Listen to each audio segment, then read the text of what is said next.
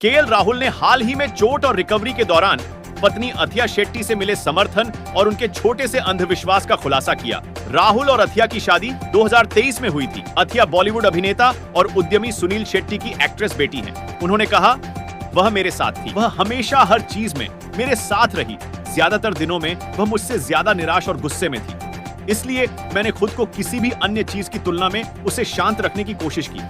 लेकिन यह भी पहली बार है कि जब उसने मुझे कुछ इस तरह से गुजरते देखा है। केएल ने आगे कहा, यह हम दोनों के लिए कठिन था, लेकिन इससे हमें वह समय भी मिला जिसकी हमें जरूरत थी। मुझे लगा कि मुझे फिर से उसी प्रक्रिया में वापस जाने की जरूरत है। मुझे नकारात्मकता महसूस हो रही थी।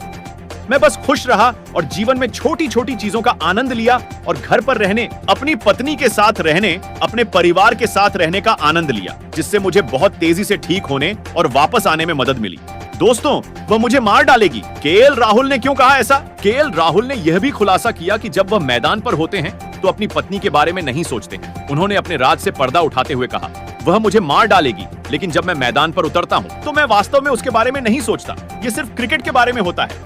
मैं इसे अनरोमांटिक तरीके से नहीं कहना चाहता। वह मेरे लिए क्या करती है, वह मुझ पर जान न्यौछावर करती है। वह मुझे बहुत प्यार देती है। उन्होंने अपनी वाइफ की तारीफ करते हुए कहा, वह मुझे पुश करती है, वह मुझे बेहतर बनने की चुनौती देती है। मैदान के बाहर वह मेरी जिंदगी में रोमांच लाती है। जाहिर तौर पर वह मुझे समझती है, इसलिए मेरे लिए उससे बात करना आसान है। मैं अपना काम पूरा करते ही बात करता हूँ। खेल से फ्री होने पर या खेलने जाने से पहले जब मैं उठता हूँ उससे बात करता हूँ। ये इसलिए है कि आपने सही शख्स से शादी की है